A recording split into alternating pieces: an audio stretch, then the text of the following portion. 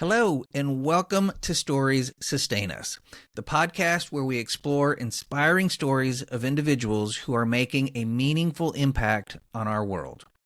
I'm your host, Stephen Schauer, and today we have an extraordinary guest whose journey will truly captivate and inspire you.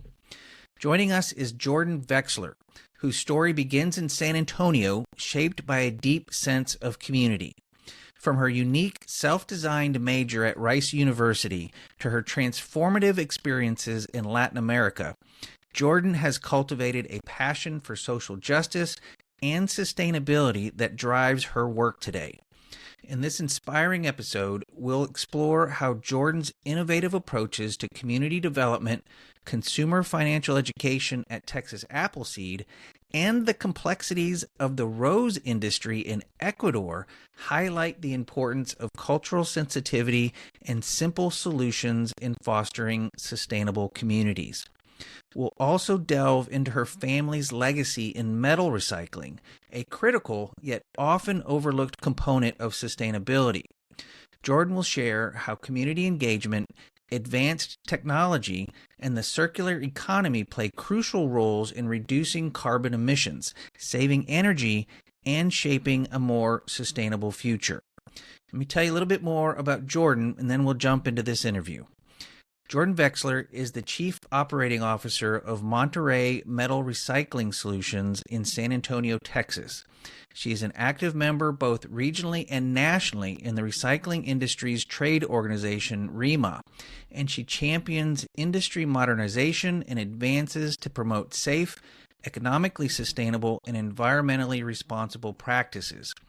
Fluent in Spanish, Jordan holds a bachelor's degree of the development of modern Latin America from Rice University and a Master of Social Policy degree from the London School of Economics.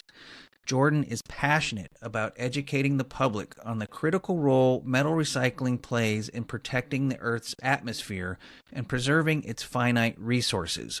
She advocates for greater awareness of how metal recycling contributes to the circular economy, where metals are reused and repurposed to minimize waste and environmental impact.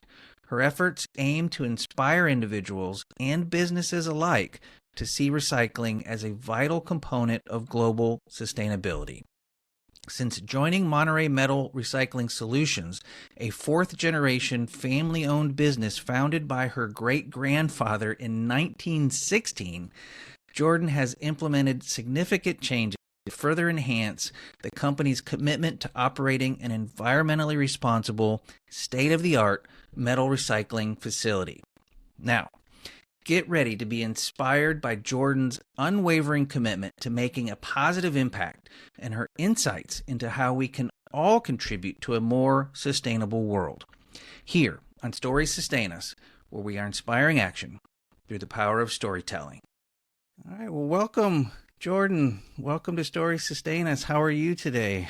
Hi, good morning, Stephen. How are you? Thank you for having me. Yeah, I'm doing well. You're kind of back in my old stomping ground, San Antonio, so it's good to connect with you there. So I appreciate you taking time to speak with me this morning.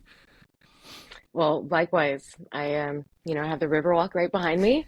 You do? Which you've had a huge impact on in your career. So I thank you for that and everything that you've done for San Antonio. I enjoy it every day, and so many of us do. Well, thank you. That's very kind of you. It was a privilege and an honor to be a part of such a great team working on such important projects there in San Antonio. I'm glad you and others are enjoying it. So it was an honor of a lifetime to be part of all that. So it's a transformation of our city and a true legacy project that it's transformative to our city and the connectivity of our city, and our understanding of our waterways, and the foundation that you and the team surrounding you at the time laid is still developing out into the west side, and it's just a truly impressive legacy that you and the team around you laid. Oh. Thank you so much, Jordan. That warms my heart to hear that. Thank you for that kind compliment. And goodness, let's talk about you though. That's why we're here. So you're making me get all red and blushy. So let's make you get red and blushy. So, you know the format. We're going to eventually jump into your work, which I'm very excited to talk about. The work of Monterrey Metal Recycling and this longtime family legacy of a great business in San Antonio. But you yourself have an amazing story that I want to know more about too. So tell me about your upbringing and how did you get, from the very beginnings to now being a generational leader of this business in San Antonio? What's your story? Well, my story, as you know, as is the case with so many people, I didn't know I was going to land here. Um, I I grew up in San Antonio, born and raised, and you know, like many teenagers and 20-year-olds, I thought I'm never coming back to San Antonio. Of course, at the time, we didn't have the the transformation yet in place, that really I think the Riverwalk and River North, all of that project Yeah, did to change our city. yeah. And honestly, it's a part of why it's attractive to come back Oh, as nice. as an adult. Yeah. So sorry I'm coming back to you No, again, no, no. You're but not. You're coming back to the river and all the amazing connectivity that brings to the community. So that's truly, it's important, and I think that's an important message that people can take from that. That rivers that were once forgotten parts of our urban communities can be revitalized and become this great reason to be in a city. So thank you for that yeah, connection to that. it really is. I can tell you that my children and I spend a good percentage of our weekends interacting with the river in some way. Nice, Um, nice. so yes, so here I am back in San Antonio, but in the metal recycling business, Yeah, um, not where I thought I was going to go. I was focused in attending, I attended Rice University and studied. Actually, found my way to to the end of my sophomore year, yeah, and realized that I couldn't create a major out of what I had studied. yeah. Um, What I were you was so studying? excited. Well, I was studying everything that I was Just interested everything. in. Yeah, yeah, nice. Yeah. Yes, Nice. I took some civil engineering courses and some, you know, mathematics and political science and history and language courses, and it was so fun. Um, and and then I realized, yeah, there was no way to create a single major out of everything that I picked from. Yeah. Um, in which case, I realized I really needed to go through and figure out a way to graduate in 4 years. Yeah. And it, you don't often read the handbook, the entire handbook of your university, and I Well, yeah. I didn't know resorted there to was that. one. Yeah, exactly. I didn't know you had to pick a major, and obviously I hadn't read the handbook. Um, Yeah. but in reading the handbook, I found this clause that you could make your own major. Oh, right on. Um, and so it had not been done, I think, in 20 years. So there was no institutional knowledge of how to do it. Um, but I succeeded, and I actually graduated with a degree in development of modern Latin America. Right on. So tell So, me, why? mhm. What was the impetus of that? Like, how did you piece all these together to come up with that as a focal point? That sounds fascinating. So when I was 15, growing up in San Antonio, being bilingual Mm-hmm. is so important. Sure. And while I spoke a bit of Spanish, I knew I wasn't fluent enough. Yeah. And so when I was 15, I decided to really throw myself into that. And I actually went to Guatemala um, for uh, a part of the summer, Yeah. and it was during social upheaval, Yeah. and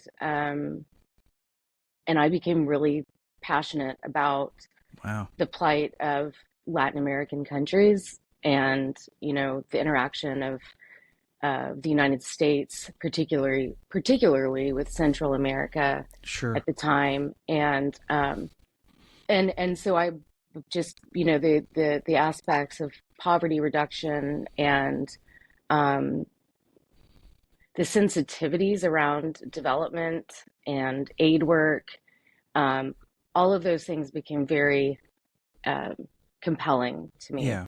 And so, um, tying, that's why I thought that, civil engineering was so interesting. And of course, political history, political science, and of course, language all came together to form um, that major. And I spent a lot of time studying in Latin America, traveling Latin America. Nice. Um, yes, Central I and South America, or did you stay mostly in the central Guatemala, El Salvador area, or did you really kind of go far and wide?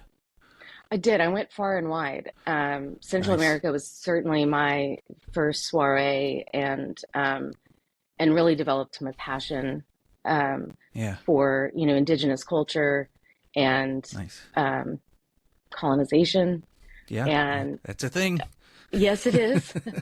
um, and it's a thing as well into South America. Of course. Yeah. Yeah. Um, Yeah. and so, um, while I did a lot of traveling, I guess, for exploration and adventure, Sure. um, I did academic traveling to, let's see, to Cuba. I did a whole month in Cuba, where, let's see, that was in 2001. Pre or So post 9/11, or earlier? it was pre, Just before. Okay. Wow. Yeah. just before. Yeah. Um, so I probably would not have been able to Right. go. That's what I was wondering. Like, wow, when did that happen? Yeah. Yeah. Yeah. But that was I thought your question would be, was it pre or post Castro? Oh, also Raul. good question. Yeah. Yeah. That's probably a more valid question, which I'm forgetting when Castro passed. It was Raul. Yeah. Okay. Yeah. And that was just an incredible experience, especially through a lens of poverty reduction and community Sure. development. Sure. You see access to education. There's at that time there was some level of access to nutrition, um, it- but really at the end of the day, the main thing that I found was lacking was freedom choice. Sure. Yeah. Yeah. And when you don't have freedom of choice, there's a real lack of quality in life. Yeah. So I found that a very interesting perspective, Powerful. it was very powerful, because as an American, um, that was a very new concept to me. Yeah. So Yeah. So this was all in your college years while you were at Rice, or yeah, yes, that's a lot of growth in those years. It sounds like. yes, Yeah. it was so wonderful. From Cuba, I then went to Bolivia and spent a semester in Bolivia, and actually that's when 9/11 occurred. Okay. Yeah. I was in Bolivia. I remember that moment, Sure. of course, distinctly. We all remember exactly where we were, don't Yeah. we? Yeah. Um, Yeah. in Bolivia was such a beautiful country, and it is still, or at the time, it was still so tied to indigenous culture and Yeah. indigenous centric politics. Yeah. And we had an impressive experience there, and learned a bit of Quechua. Um, Certainly not enough, only enough to embarrass myself, but Yeah. yeah. I'm sure appreciated by the indigenous cultures, nevertheless, that you were learning the language, not just, you know, as is often the case with folks from the states. We go around the world and think everybody should just speak English, but it's, you know, whenever I travel to foreign countries, it's you know, try and at least learn the pleasantries so I can be appropriate and understand the culture and the language that I'm visiting, as opposed to being the quote unquote ugly American. So I get it. I get it. That's great. So from Rice, if I understand your background, then you in all of these amazing trips, it sounds like, in Latin America, you found yourself, I think, in London. Is that the next step of your trip, or am I jumping Um, ahead? you're jumping a little bit ahead. Oh, so please fill in the gap. I went from Houston to Austin, Okay. where I started working for Texas Appleseed. Okay. Yeah, yeah. Tell me more about that.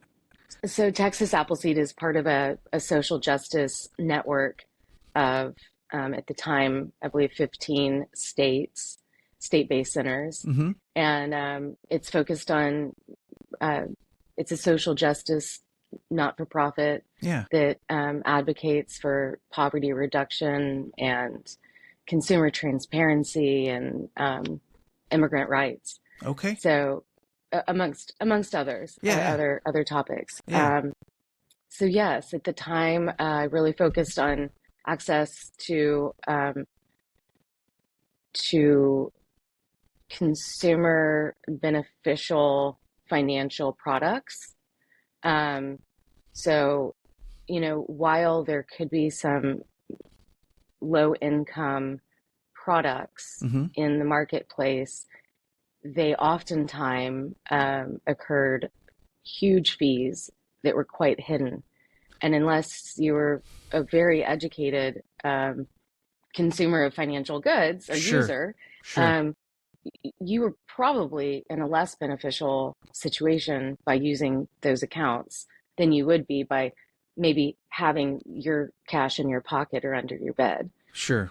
Sure. And You're talking so about like payday we, loan things and different kind of high interest uh, loan cash advance programs and things like that, or absolutely, yeah, but yeah. even if you had a savings account, um, that you had an ATM card Mm-hmm. on, you know, even using your own bank Yeah, the ATMs, banking you could fees. incur, yes, Yeah, $5 per transaction, or yeah, yeah. um, and and all of this was, I think this was probably at the cusp um, of of these accounts being required, um, and and so what we offered was a voice to advocate for transparent and beneficial products. Yeah, nice. And so we worked with a lot of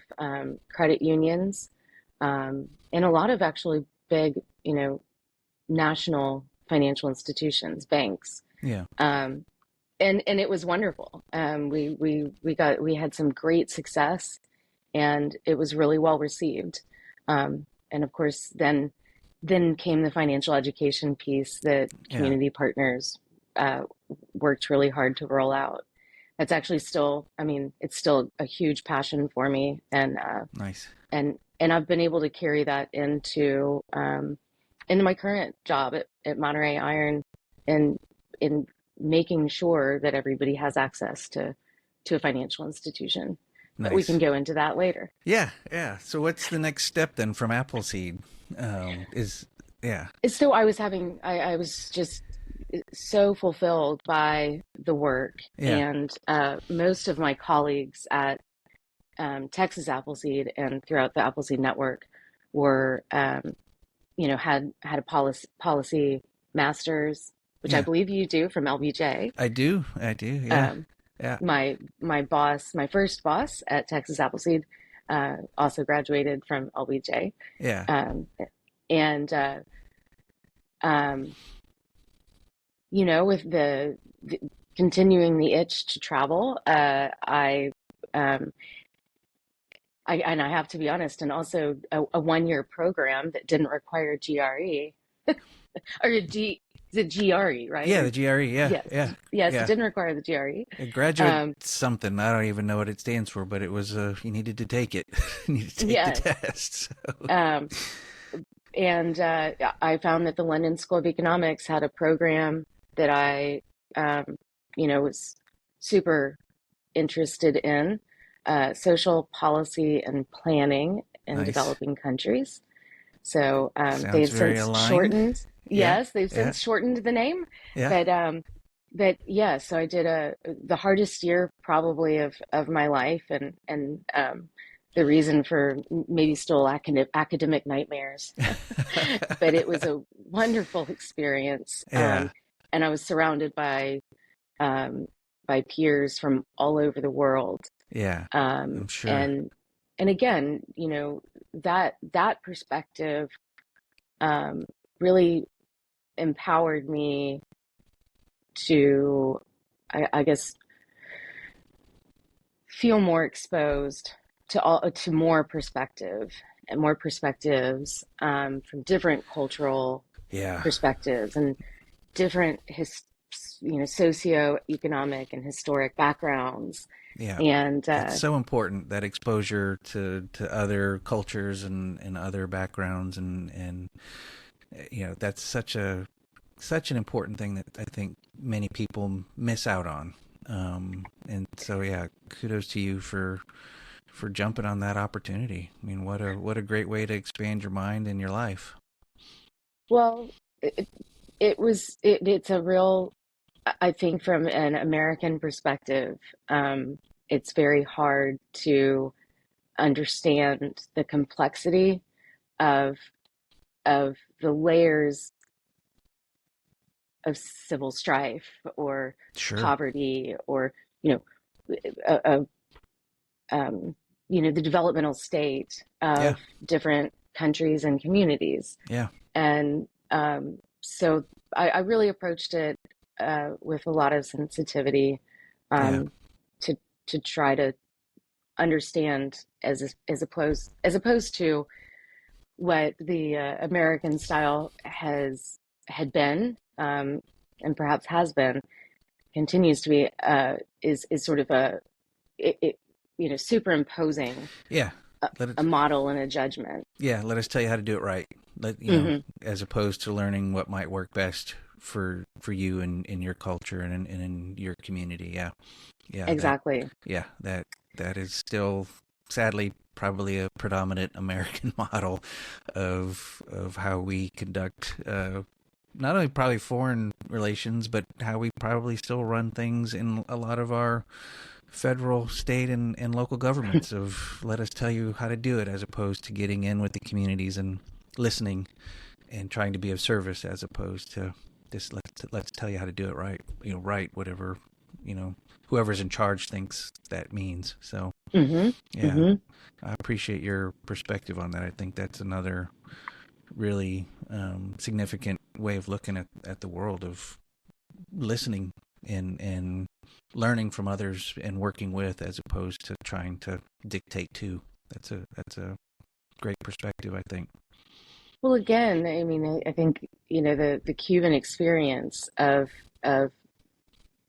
the freedom to choose. Yeah, Um, if you don't have voice, the trajectory from there is it's a downward trajectory. yeah, yeah, yeah. That's so true. So a hard year in London, but an enjoyable year, I think, is what I heard you say and took away from that experience. Um, from there, did you come back to San Antonio, or were there other steps along the way before you got back into the family business? There's still some jumps around. I Okay. actually so I decided to go to the London School of Economics, Mm-hmm. and then once I was accepted, I realized I needed to go live and work in in this setting of community development, Yeah. um, before I went to the LSE.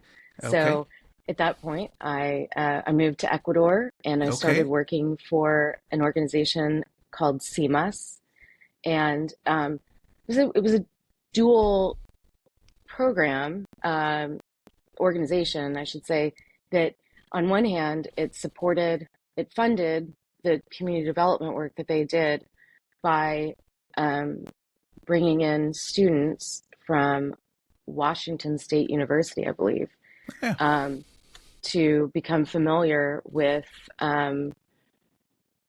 health practices, Mm-hmm. so non-Western health practices, um, and ideas of community development. Um, so really, a true extension of my belief system, Yeah. and my education. Um, so yeah, so that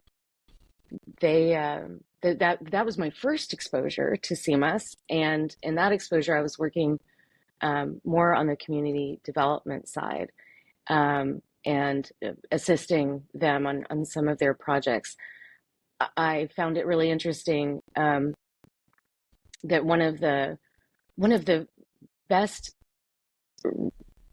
inputs to health outcome in the rural districts was to establish addresses. Mm. Yeah. Now you think about it, you can, everybody had thought we need to fund an ambulance. This, rural district needs an ambulance.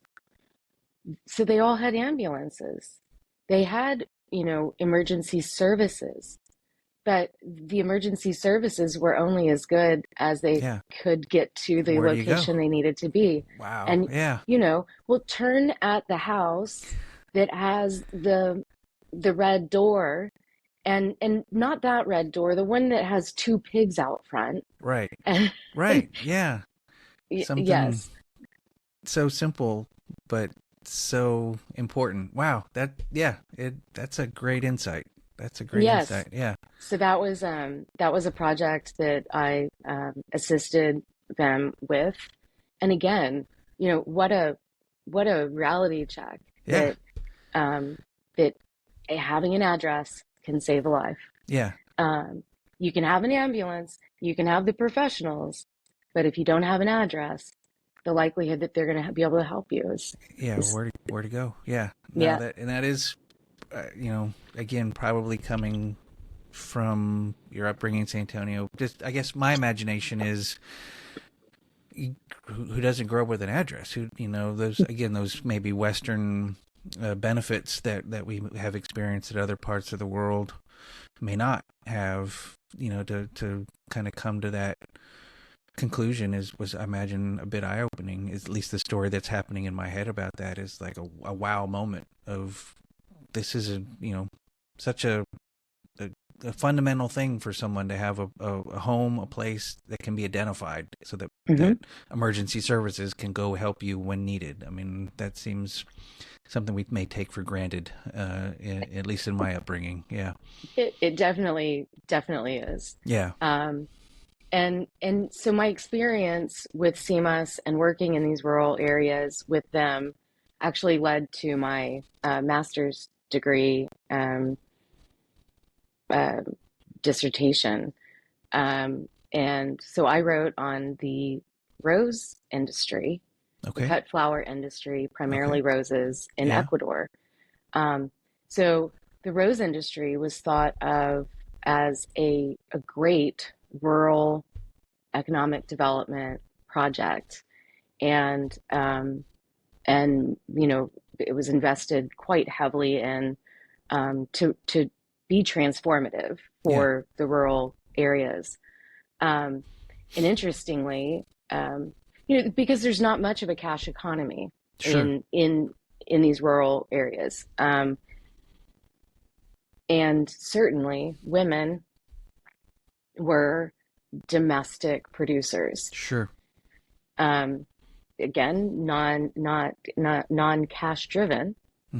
but but well, so as the rose industry developed and was very successful in Ecuador, um, they primarily think it's 90, over 90% women employed.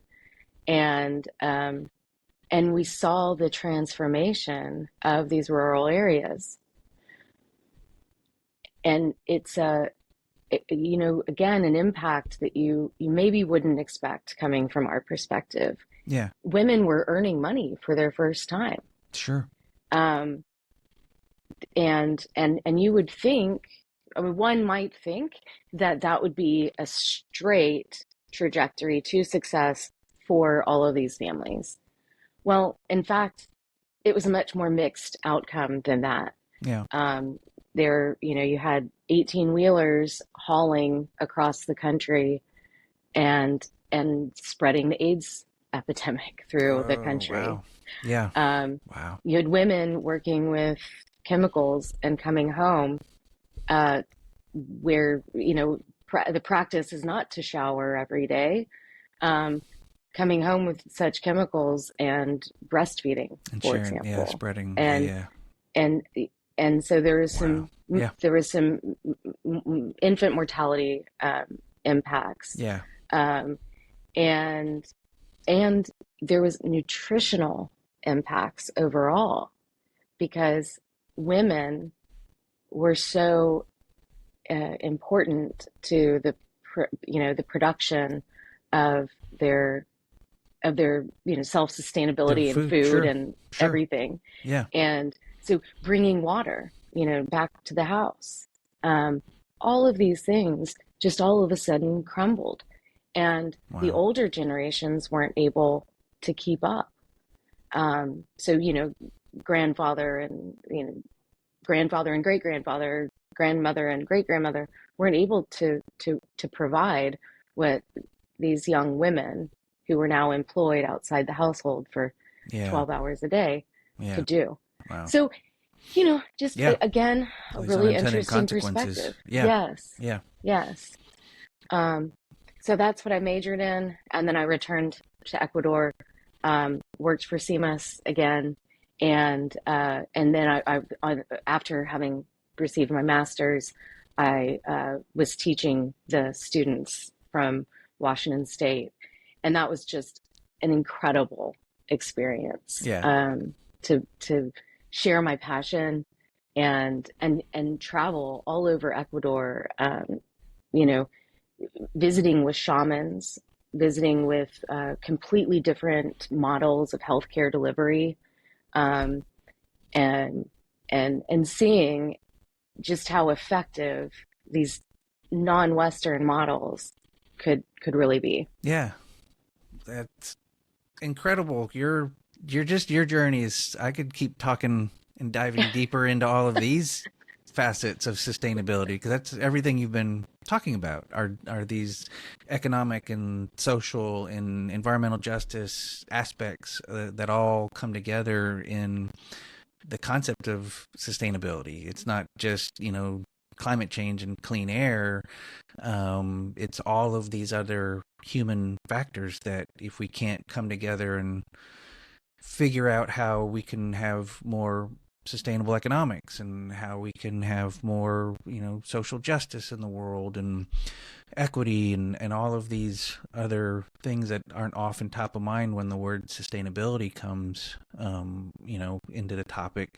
Your whole life journey has been about sustainability, and then you then eventually come back to the family business, which is also about sustainability, just a different aspect of that. So tell me, I yeah, yeah, yeah, exactly. I mean, I think that just as you said, I mean, sustainability is a cross section of so many qualities, um, because without all of them, which then also makes, you know, reaching um, this ideal place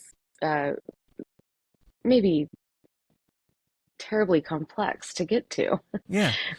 It is. I mean, if but it takes people like you doing the hard work. You know, that's why I love this show, is I get to talk to amazing people like yourself that have, you know, rolled up your sleeves and said, let's tackle these hard problems to make the world a better place. So, thank you for all of the experiences that led you to eventually come back to the family business. Because I mean, I'm impressed by every step of your journey has been a way of trying to make the world a better place, and I'm grateful for that, and I appreciate you for those efforts. So thank you for that. Well, and I thank you for what you've done with River Authority here in San Antonio.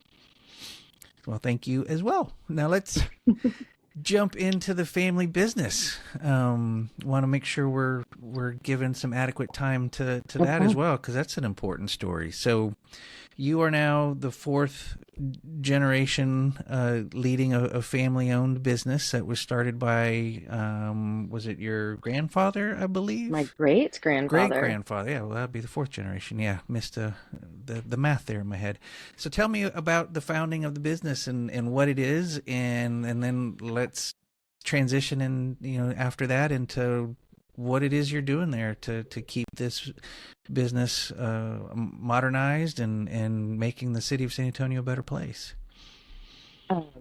Well, thank you for that transition. The story is remarkable.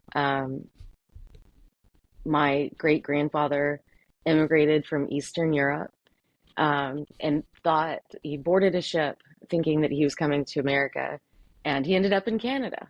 Oh, So he ended up having a Canadian passport, mm-hmm. and that fact becomes very, very important in his life.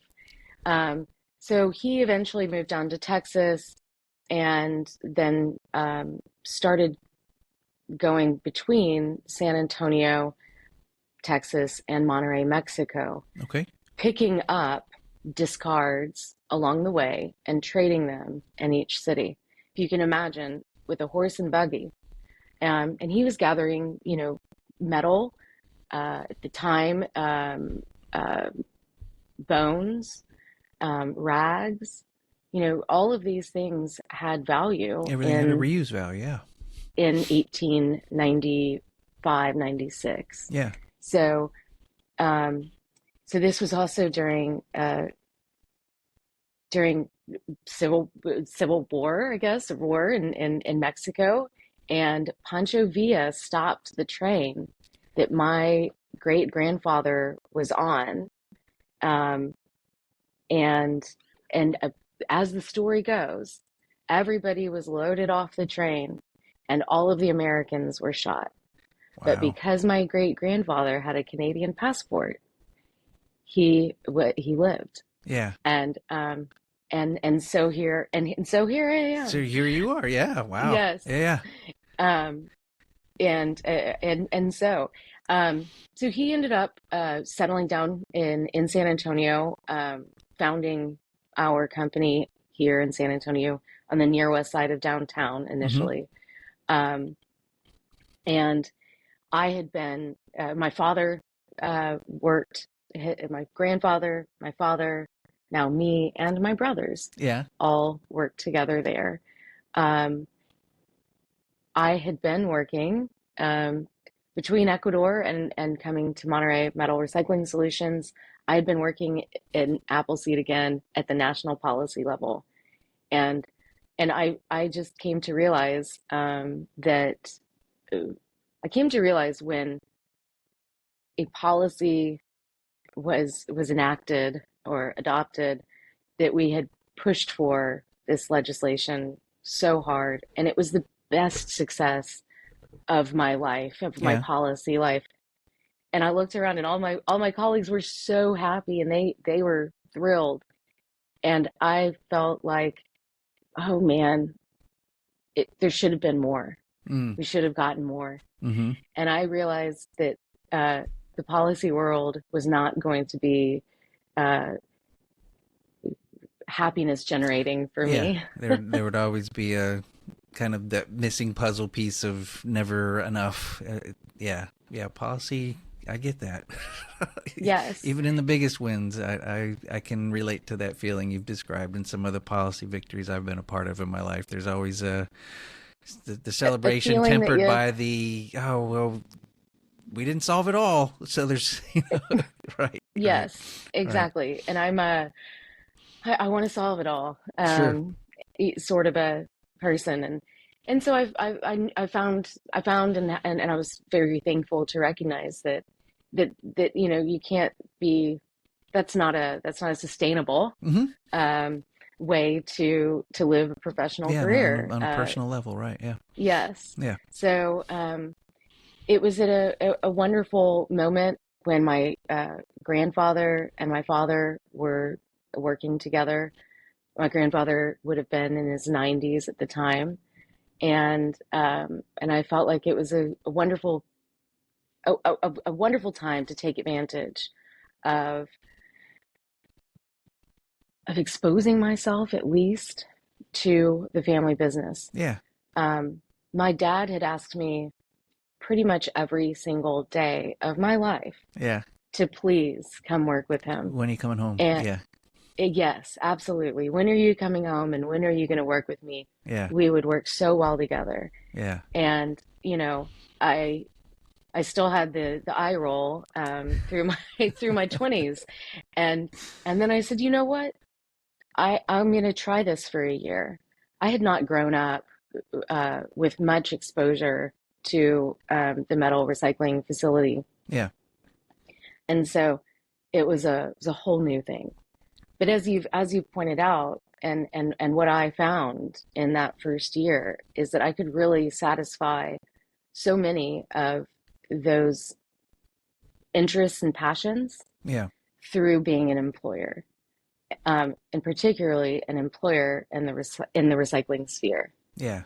Nice. So, yeah, So tell me a bit about the work that your business does. I imagine most folks listening to this or watching this have some, probably good degree of understanding of recycling of plastics. I mean, that's, something that's talked about. The good and the bad of that is probably well known in paper, and that's certainly, we see the recycling symbol on the plastic bottle that we bought at the store, or on the paper package that, tells us the paper's been, reused to make this cardboard or whatnot. But, metal recycling may not be as top of mind for people. So explain what your business does, and maybe shoot through some of the mythologies about it, the pro and con about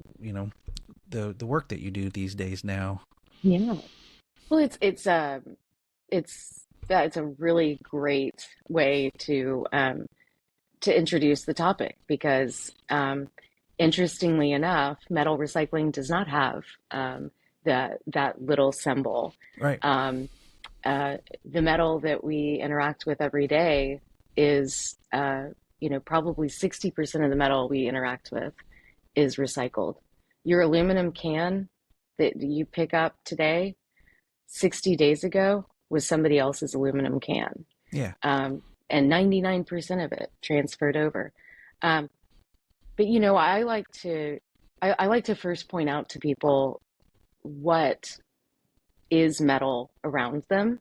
Yeah. So, I'm in a conference room right now, and I see the the the lighting in here is all metal. The window frames are all metal. The chair I'm sitting in is metal.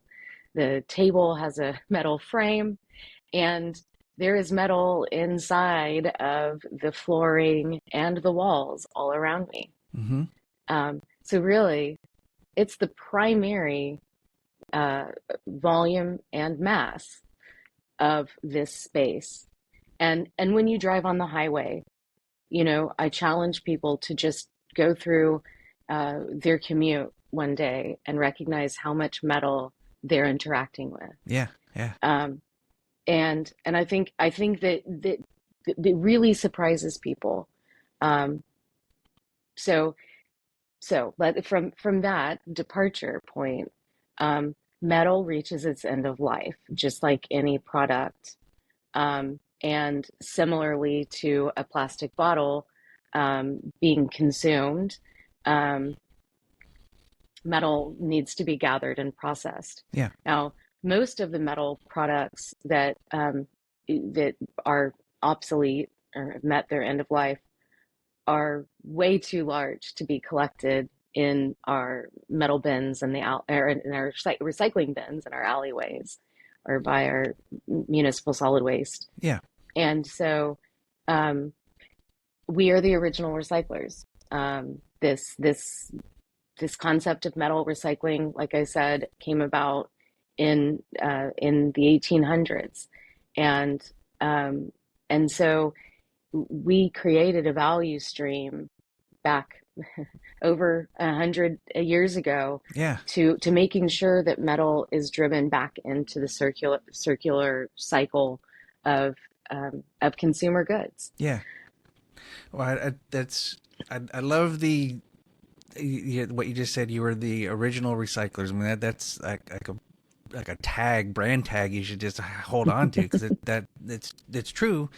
And again, I think it's eye opening to most folks who, because it isn't talked about as much and as um, as top of mind for everybody, because it isn't, like you said, something that I've got a bin in my house that I put plastic and paper and glass in, and then I got a bin, a very large bin outside of our place that will accept that, and once a week somebody will come and do something with it.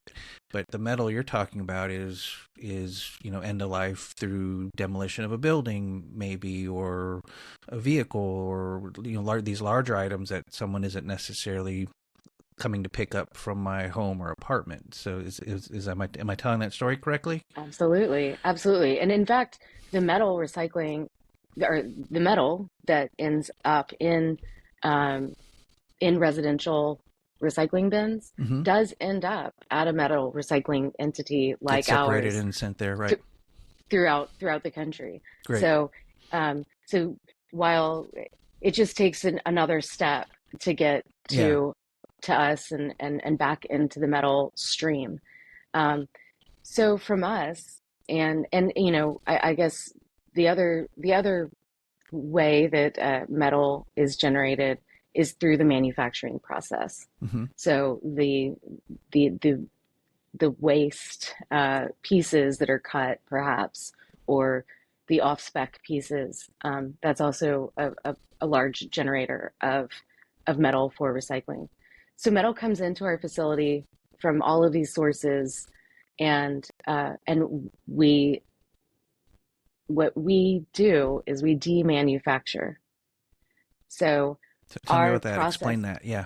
yeah, so our process, we definitely are a manufacturer. Every single piece of material as it enters our facility, it has a predetermined process and a way for it to be demanufactured, um, so that at the end of its process, it is now a raw commodity. Yeah. And we can ship from our facility directly to like a steel mill or an aluminum foundry Yeah. that's making a brand new product of what has just flowed into our facility. So that what you mentioned it earlier, the term, but what you're describing really is this sustainable circular economy idea that you're part of that process of making sure that these items that have value for other products yet to be created, you're making sure that doesn't end up in a landfill, and that it re-enters the stream of use, that and I imagine many times that the metal has the ability to go through different iterations and be recycled and demanufactured and brought back to its initial component, and then resold to a steel mill or an aluminum producing company, and this keeps that circle going. So It again, correct me does. if I'm off base, but that's what I'm hearing you describe, and that's such an important thing that our world needs more of, not just in metal, but in as many products as we can do that in. Absolutely. And metal, so 40% of new steel in America is made from recycled steel. 99% of an aluminum can goes into the next aluminum can. The recyclability of metal is the conversion rate is huge. Um, Now, when you look at other materials, those conversion rates are much lower. Sure, So, sure.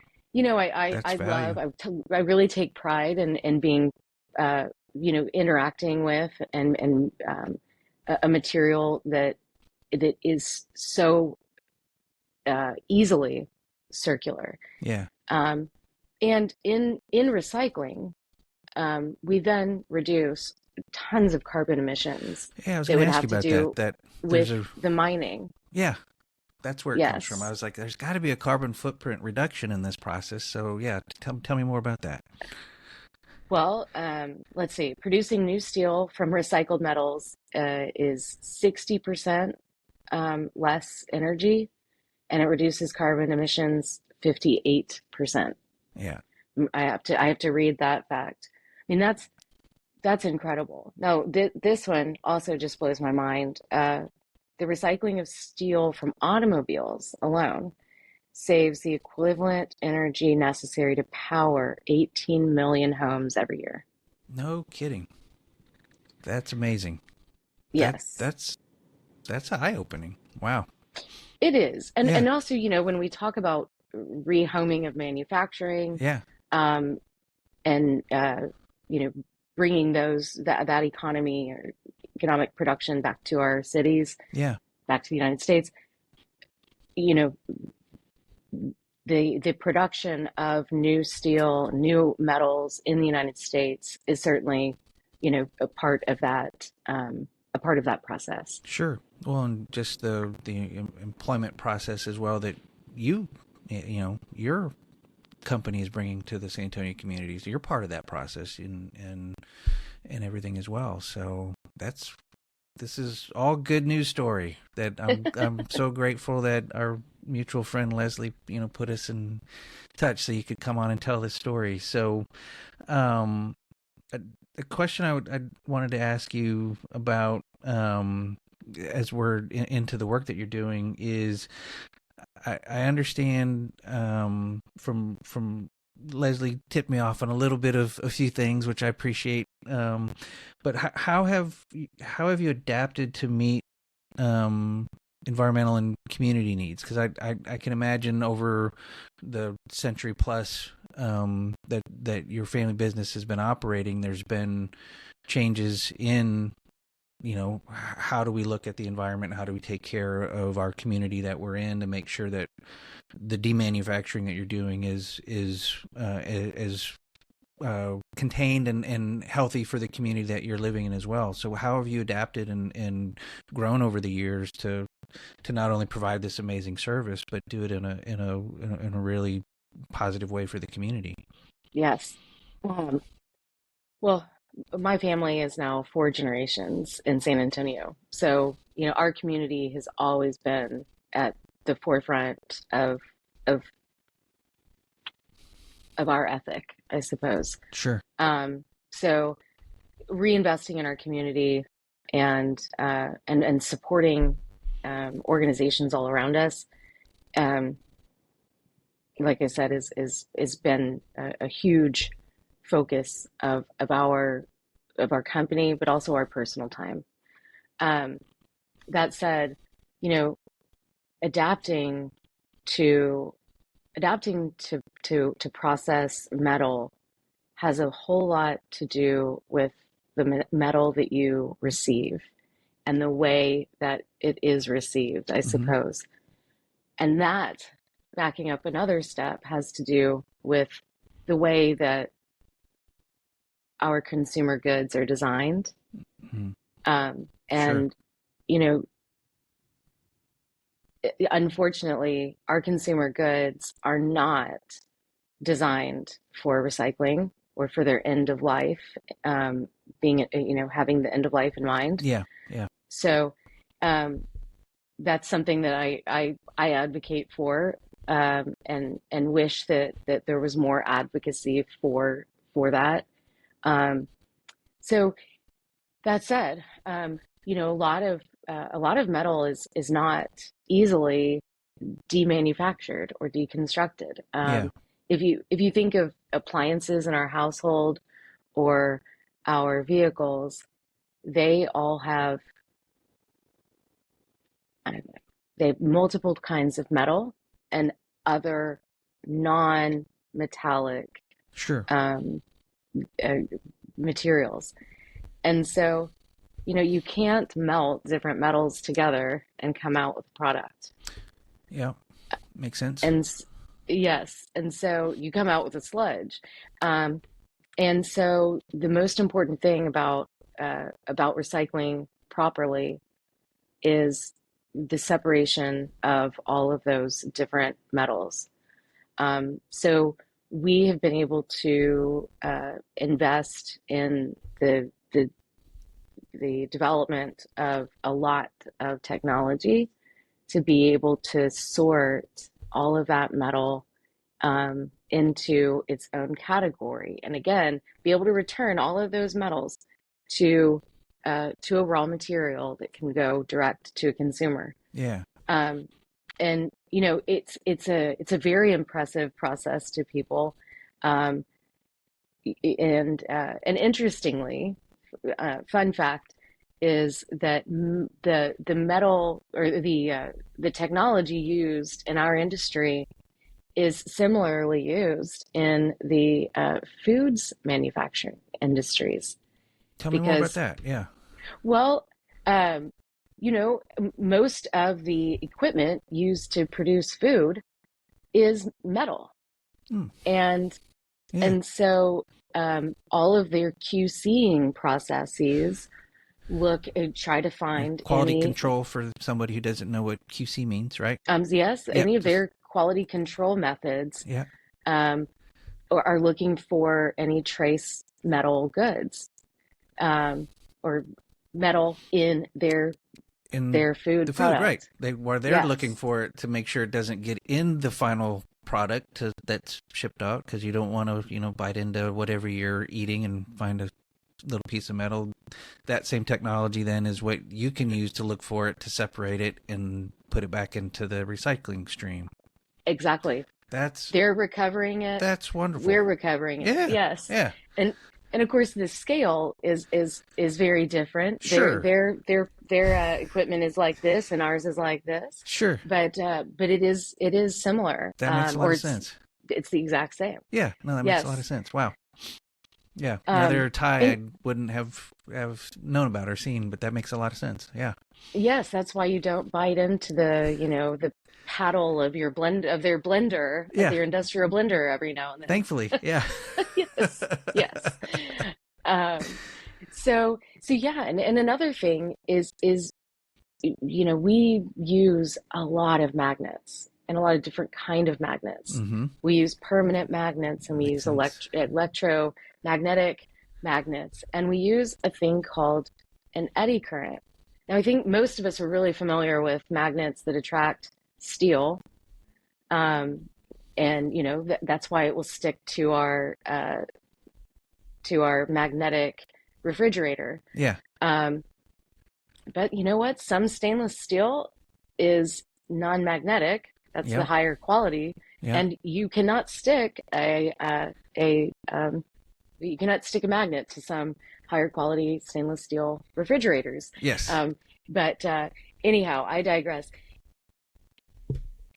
We know about those kind of magnets, and then there is an eddy current, a magnet that produces a certain current called an Mm-hmm. eddy current that actually throws aluminum. Pushes it away. Yeah. Yes, Repels it. yes, Okay. Yeah. it repels it. Yeah. And so this is a way that Helps we then sorting. can recover the Yeah. aluminum from your vehicle or your appliance, for example. Yeah. And then we have induction sensor sorters that look for any metal residuals. And so when we start with a car, the scale of a car very easily, Yeah. within less than a minute, we're able to shred the car to fist size and down. Jeez. And then within another few minutes, we're recovering down to All those Uh, pieces. yeah, yes, yeah, Wow. yeah. Wow. It's it's so we're recovering. I mean, that's really our focus is always trying to recover more Yeah. in order to get better efficiency into the circular Yeah. economy. And Um, I'm imagining now hearing the speed at which you can shrink a car.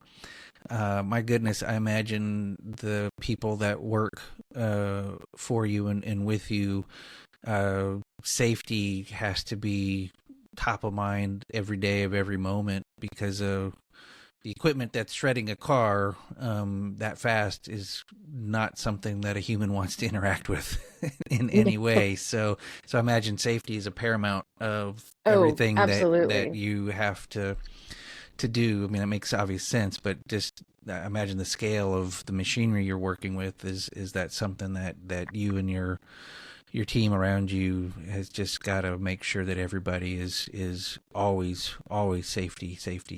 So that Oh, sounds, I mean, it yeah, has to be front of mind. I mean, there's no reason to do what we're doing if we're not going home to our families. yeah, And 100%, so, right, you know, we have a very strong safety culture and taking care of one another in a broader sense. And, you know, from a financial yeah. You perspective, from mentioned the a health financial education perspective. and literacy and everything, yeah. So that's Yeah, holistically looking at your employees not just as generating revenue for your business, but looking at them as humans and how can you take care of them and you know make sure that their life is improved by working for you. So that's yes. wonderful. Yeah, Well, again, I mean, being empowered, um, being content, are really valuable things in life. yeah, And, you know, if you don't have financial stability, you can't be a good employee. yeah, yeah, You know, you're distracted. You're probably missing work a lot because you're hopping from apartment to apartment. yeah, You know, there needs to be stability, and to the degree that we are able to help those who haven't been able to find stability access it, um, we do our best to try to do that. yeah, Um, and you know, so safety is front of mind, and you know, I think a whole lot of people think that what we're doing is primarily hands on. Now, there are very few people that come into, you know, a physical interaction with sure, metal at our facility. Um, I like to say most of my colleagues are sitting behind a computer, and that's not just my colleagues in the office. It's my colleagues that are in the crane or operating the shredder or operating the shears, the pieces of equipment that are actually sure, demanufacturing and processing. sure, They're looking at very technologically advanced controls systems and monitoring how conveyors are running and that everything is working together properly. You know, we work with engineers. We have electrical engineers on staff. sure. Um, you know, it is it's not what was the show, a metal recycler way back in the day. Um, oh, I can't. Sorry, I can't think of it. I It can, shouldn't have brought it, it up, but oh, it's okay. Now give me something to research later. yeah, right. So it is a very technologically advanced. It is not you know, haphazard. Yeah, Like I said, everything comes in.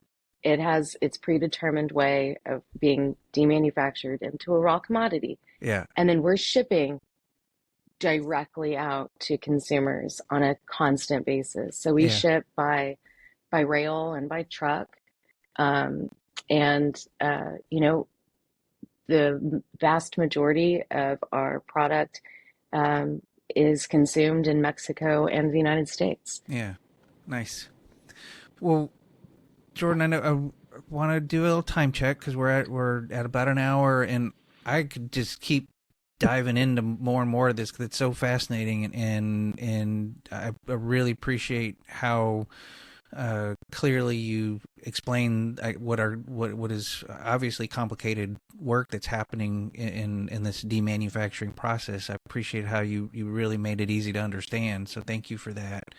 Um, Before we get into your call to action and your thoughts about hope, though, is there anything about the business that we haven't touched on yet that I want to make sure give you time to educate us and educate me? So I don't want to cut the conversation off, but I also do want to be respectful of your time today as well. So is there something that we missed that is worth making sure we understand?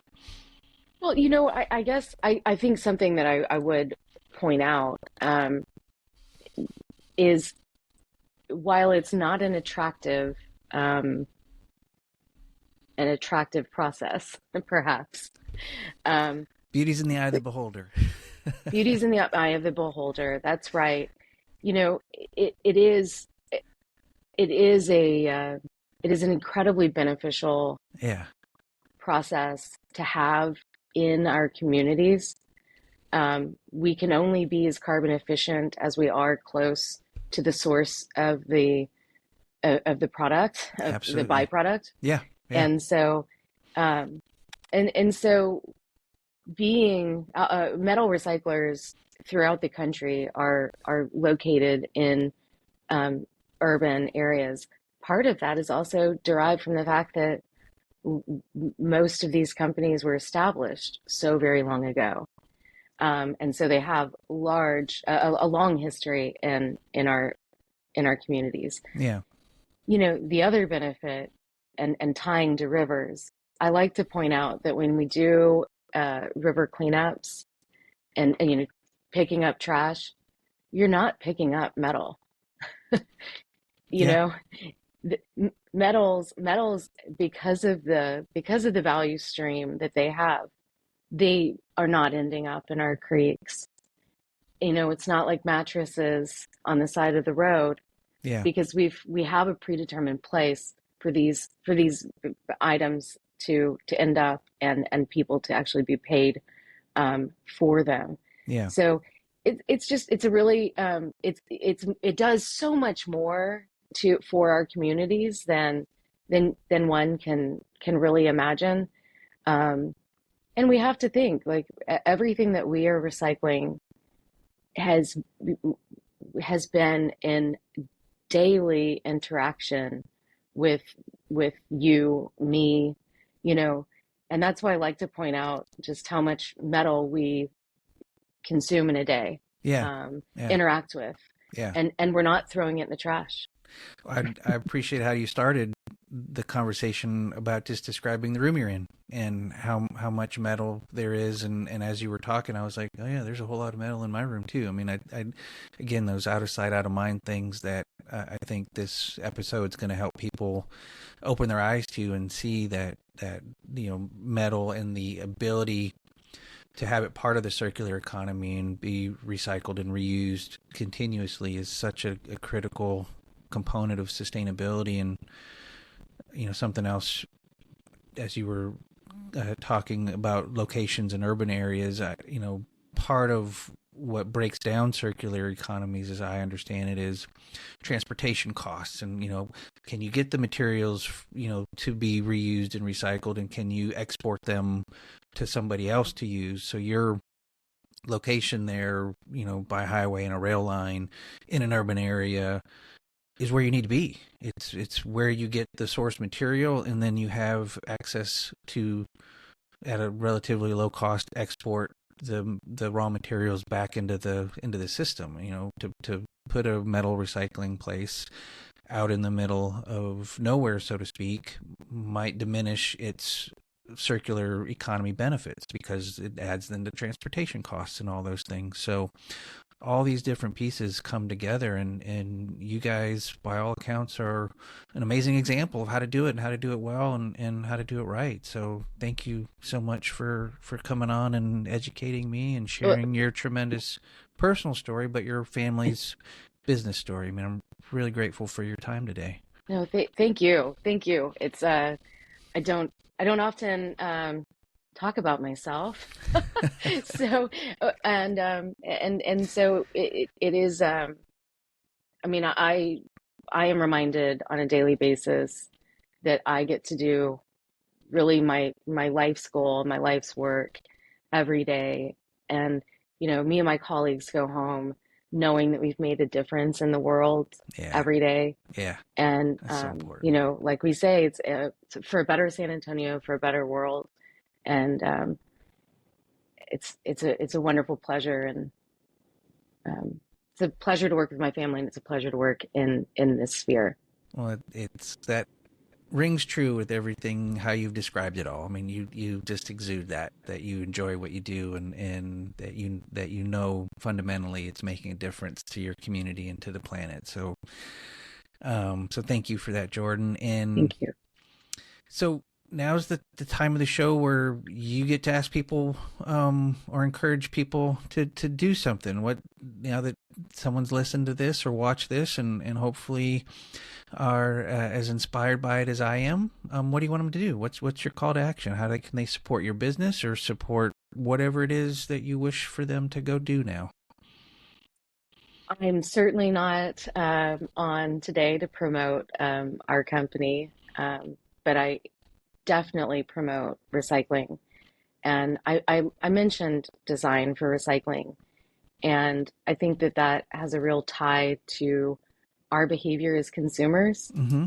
And I think, my hope would be that consumers really are intentional about what they consume and how they consume it. And really, as consumers, we need to be the ones to demand safe products and products that can be reused, and really, try to focus on more recyclable products Yeah. that you know really in the long run will benefit our economy and our environment and our society. That would be my hope. Yeah. Use our power as a consumer wisely to pick the products that can be best for our use, obviously, but for then reuse afterwards. So that's a great call to action. I appreciate it, and I try to be conscious about my consuming, but it's always a great reminder that to be conscious about how you're participating in this process, because we are.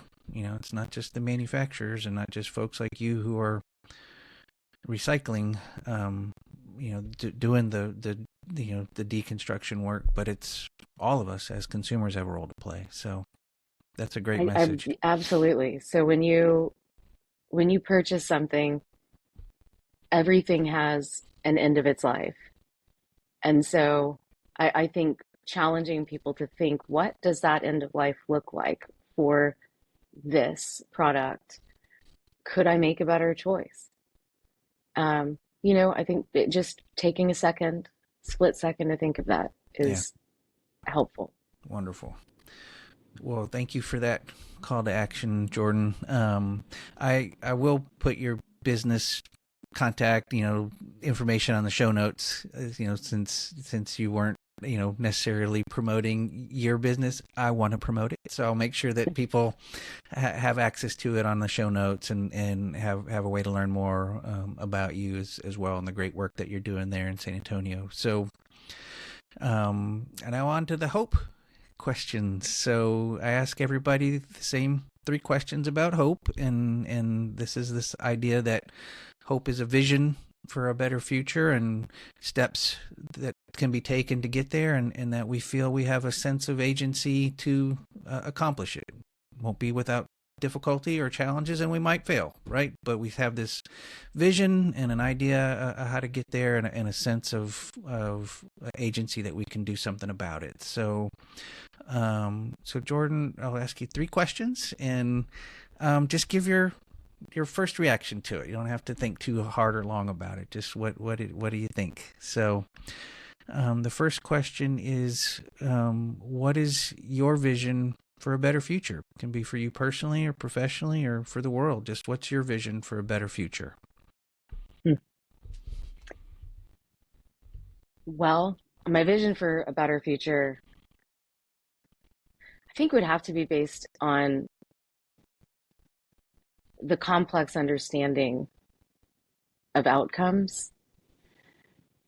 And, I think we've talked about that a whole lot today, is you can't just do one thing and expect a huge difference. And you certainly can't do anything in a vacuum. And so I think hope for the future would mean a whole lot more communication Mm, and a whole lot more understanding of the complexities um, of every community and of every problem, really. yeah. So tell me a bit more about why that is your hope for a better future. Well, I don't think that we can solve some of the problems that we are facing um, without without really trying to break down, um, like I said, the complexities. And there have to be multifaceted approaches. Um, it can't just be education. It can't just be jobs. It can't just be, our clean water. Um, because really, at the end of the day, if you look at any of those one issues in a community, they all are ultimately tied together. Absolutely. Yeah. Yeah. So, final question, Jordan, then. Now imagine for a moment we're living in that future where people have a better understanding of the interconnectedness of our place and everything around us, and communication is flowing freer and smoother and clearer, and understanding of these complexities is more widely known amongst the populace. So, how does that make you feel that we're living in that future now? Utopia, you know, we know it's not achievable, but whenever there's a level of improvement, um, you create a beneficial spiral Yeah. and a beneficial pattern. And so I think that whenever at the smallest level, you can produce some change that then affects change. And so, yeah, whether we're gonna get to utopia, not in my lifetime, um, but I think it's an ethic that we can all um, just live in a tiny way every day, and that can ultimately make a difference for Yeah. future generations. Right on. Well, Jordan, thank you so much for taking time to join me today. I'm certainly going to do my part to take those daily steps to do my part to walk us together towards that utopia that I don't know that we'll get to it either, but it is absolutely the worthy goal of walking towards it together. So I'm going to keep doing my part as best I can, and I have no doubt you'll keep doing your part as well. So thank you so much for your time today. I really appreciate you coming on the show, and I've learned a lot from you today, and I'm very, very grateful for what you do for the San Antonio community and really the world, to make the world a better place. So thank you. Thank you so much, and right back at you. I think your work in proselytizing sustainability through this podcast, and the diversity and breadth of your approach to sustainability and those who you interview is so interesting, and I think it does broaden the perspective on the issues at hand. And So thank you for that, and of course, thank you for your work with our rivers. Yeah. Well, I'll get back to San Antonio later this year. I'm hoping to visit some folks. So I will hopefully see the river and probably at some point drive by your place of work as well. So I'll make sure You are and welcome. well, thank you. I'll let you know when I'm coming. I'd love to see what you do there. So thank you so much. Thank you. Thank Uh, you very much. all right. Take care. You too. And that brings us to the end of another inspiring episode of Stories Sustain Us. A heartfelt thank you to Jordan Vexler for sharing her incredible journey with us today. From her roots in San Antonio to leading the family business, Monterrey Metal Recycling Solutions, Jordan's story is a testament to the power of legacy, sustainability, and social justice. We've explored the vital role of community development, the complexities of the recycling process, and the critical need for consumer engagement in fostering a more sustainable future. Jordan's insights into the circular economy and the immense energy savings from metal recycling remind us just how interconnected our actions are with the health of our planet. I want to thank Jordan for her passion and dedication to making a positive impact, which clearly shines through in everything she does. So thank you, Jordan, for inspiring us to think deeper about sustainability and the steps we can all take to contribute to a better future, including being more conscious of our own consumerism and demanding more thoughtful and meaningful sustainability from the producers of the products we buy. To you, the audience, thank you for joining me on this journey. If you've enjoyed this episode, as I always ask, please share it with your friends and family, leave me a review, and subscribe to Stories Sustain Us wherever you get your podcasts. On the next episode of Stories Sustain Us, join me for an insightful conversation about how nature-based solutions can be used to help mitigate stormwater pollution. You'll learn what nature-based solutions are and how they help improve water quality and habitats while also bringing a multitude of other community benefits. It's a fascinating conversation about the evolution of engineering practices away from outdated infrastructure concepts that are destructive to nature towards a new way of developing engineering solutions that work with and often can help restore nature while still providing us the infrastructure we need in our communities. You can catch the next episode of Stories Sustain Us on February 11th at storiessustainus.com, wherever you listen to podcasts, and on YouTube. Till next time, I'm Stephen Shower. Please take care of yourself and each other. Take care.